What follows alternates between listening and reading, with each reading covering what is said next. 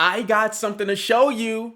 If you like classical games, if you like seeing grandmasters suffer on the chessboard, if you like seeing a massacre of tactical brilliance, then you're at the right place because these chess games is going to be magnificent for you to learn from and for you to see in general. If you're just like being entertained by a chess commentator, then I'm your guy. All right. If you just want to learn how to get out of your rating that you've been stuck at for years, I'm your guy too. You're at the right place, double the time. Let's get started. And, let me get this board up right quick. All right. So the first game that we're going to be going over is Adam versus Stepani.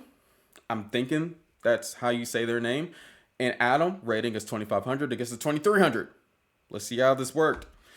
First, we got to move d4, d5, and then c4 going into the queen's gambit. And most people will be like, well, this is going to be a boring gambit. Like, why should I even play this?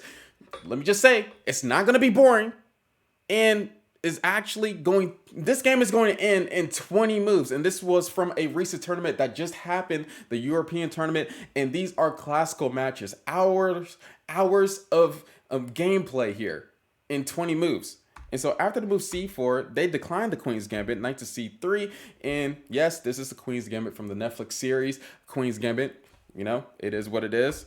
And this is the actual opening, all right? After bishop to e7, c takes on d5, e takes on d5. And then we got the move bishop to f4, attacking this diagonal and maybe threatening in the future knight to b5. Black did the move c6 to avoid all those things from happening. And then we got the move e3. And we're just going to keep on developing. Move h4, h5, knight to g3, etc. Attacking the bishop. They move that baby back. And then we got the move bishop to d3. Trying to trade those bishops because that bishop was probably going to be a handful. And maybe white will need that diagonal in the future. And so black had to take it because if they didn't take it, bishop captures on g6 doesn't look beautiful at all. And it doesn't look like that you're going to be winning that endgame. So that was a forced trade. And after queen trades back, we got the move knight to f6. Knight to f6, castle queenside. Black wasn't probably expecting this. They was probably expecting the cookie cutter castle king side, but no. This is more pressure on the opponent. Get them out the comfort zone. You're trying to win. You're not trying to draw because if you're the 2,500 player drawing in this game against the 2,300, you are going to lose rating points. And they don't want to lose rating points. They want to go after their opponent. And this is how chess should be played. But it didn't end well for the black pieces because after a few more moves, do y'all see this move? Is that the best move? Well, it's kind of getting a little bit weird, especially after that queen a5 move, which was a big inaccuracy. But after knight to f5, bishop f8, if your opponent starts bringing pieces back, it's losing. It's already done. Just already have the guaranteed win in your head, okay? But you still have to play the good moves. You still have to not lose, scrub. And so after the move knight to f5, king to b1, and then we got castle queenside. And look at these series of next moves. We got rook to c1, g6, attacking our knight, in which we was like, okay, let's move the knight. Let's move the knight to d6, attack the king. And if they trade their bishop for our bishop, then we are going to be controlling the dark squares on their queen side. We're both castle queen side, but we have the advantage. And they are literally one move away from doing a really bad one. The best move, bishop takes on d6, and then we have rook to e8. And yes, finally, the black pieces, they have all their pieces activated, but their pieces aren't really activated if you look at it. They're cramped.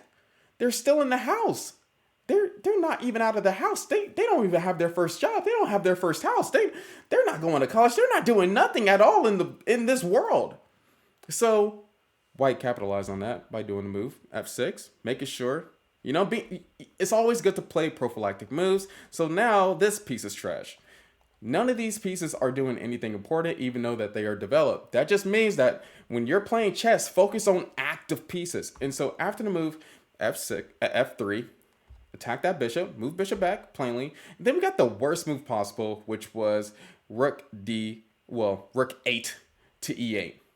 What is the best move for white? Can you think about it right quick as I pace in the room?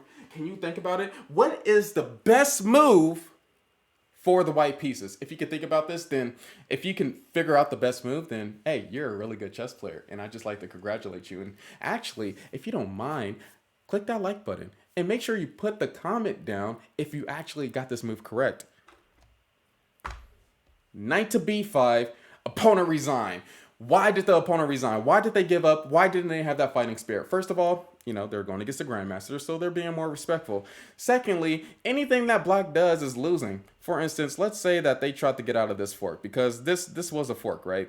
That's the main threat. And this pawn on c6 cannot take this knight. So if this rook goes down, knight check, and we could sacrifice the rook for the knight, but we're not trying to lose pieces. Let's say we do something normal, right? Well, there's a whole bunch of discovered checks, and we are going to be capturing their queen pretty soon. And if you don't see the check, it's right there. If they go to the only square that doesn't allow a discovered check, then we have the fork on knight takes on b7, which is ugly. All right, I wouldn't want to see this either. I would have just gave up. Let's continue on. Let's say our opponent does, I don't know, queen takes knight. We're just going to take their queen. Let's say the opponent does the best move, which is actually a6. Well, we're just going to do knight to d6, forking the rook and the king. The king has to move. Well, if the king moves anywhere, that knight is going to get that fork or discovered check, so that rook has to sacrifice itself eventually, and this is going to be a win for the white pieces. Now let's move. Actually, before we move on to the next game, let me just speak to y'all right quick.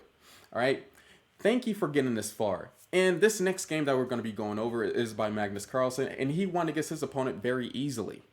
Now, actually, not easily. He squeezed him into submission. You know what I mean? Just like a wrestling move. Basically, Magnus Carlsen did the sharpshooter on his opponent. If you don't know what the sharpshooter is, then you need to get your WWE lore in motion. All right, back to the chess game. And this next chess game is presented by Magnus Carlsen. So Magnus Carlsen was just playing the chess game. We're just going to smooth through the opening. We got the Roy Lopez. We're going to be going into sharp position waters here, tactical, d4. Okay, knight takes on d4. But then our opponent, the 2500, tried to trick Magnus Carlsen by doing the move c6, maybe capturing that bishop so that they can get that 2-bishop advantage. Magnus Carlsen was like, no, let's just do bishop c4. Let's just keep it moving. Let's keep on moving forward. And then we got this check, bishop e7, and then we got this move castle kingside, d6, queen g3, castle kingside, and then knight to c3. And there is a lot of worrisome things that can happen on the king side at this position, like bishop to h6, and this queen is on the same file as their king. This would worry me, but I'm not playing against Magnus Carlsen here. I get to enjoy the beauty what's about to happen here, especially after this inaccuracy, bishop to e6, because after bishop to e6, bishop takes, pawn takes, and then now Magnus Carlsen have the move e4, e5. My bad. Even though this is basically equal 0-0-0 on the computer, this would, put me in a bind as a human player, because first of all, I don't want to capture that pawn. That's going to give me a bad pawn structure. And secondly, if I don't capture the pawn, then what's going to happen next? Which they didn't capture the pawn. They did knight to e8. And now Magnus Carlsen is causing more troubles. And I have to play the best move against a player that likes playing the best move. Each and every move, putting the utmost pressure on you. So what happens here? After queen g4, rook f5, pawn captures, and now we have a worse pawn structure. And we have to try to defend this against one of the greatest chess players in the whole world. And we got the move queen c4, and Magnus Carlsen was just doing their thing, being strategic with all their moves. And as we kept on going here, and all these moves are really important, I just don't have time to talk about it, Magnus Carlsen let the opponent have the pawn on b2 because it wasn't really important, especially since we could do this discovered attack. Bishop takes on h6. After the queen moved, bishop went back, and then we had this position. Which side would you rather play, the white side or the black side? And don't mind the evaluation board. I want you to actually look at the pieces of both sides and, use your own judgment as a human with a brain that is watching this right now. Which side would you rather play? Hopefully all of you said the white side here, because these pieces look whack, and these are the only active pieces, and this bishop is is attacking a wall of pawns. And as the game progresses, you know how Magnus Carlsen does it. Okay, an extra move for the knight there, an extra space for the knight to clamp on, and it cannot be attacked by any other thing, any other pawn. Rook d3, and then that rook move to f3, capture, capture. And we have this move, queen e4. And this is starting to get bad because now black notice, oh, my king is in danger. My king's safety is trash and my opponent's king's safety is way better. Dang, why can't this queen just be right here at c7 so it can like snipe that g3 pawn? But that's not the position that we have here. And now their king is running to the queen side because it's way safer than all the light squares that are exposed right now, which Magnus Carlsen just did the move queen g6. And this is how the game pretty much ended because there is no way to protect every single thing in black's position. So the king tried to run. I'm thinking black just decided to run away with the king, try to get a draw, at least against Magnus Carlsen, but that's not what happens here. Because now we have 3 passed pawns on the king side, and the last move that was played by the opponent was rook e5, queen f6, and Magnus Carlsen won by resignation. All right, and hopefully you learned a lot from those games.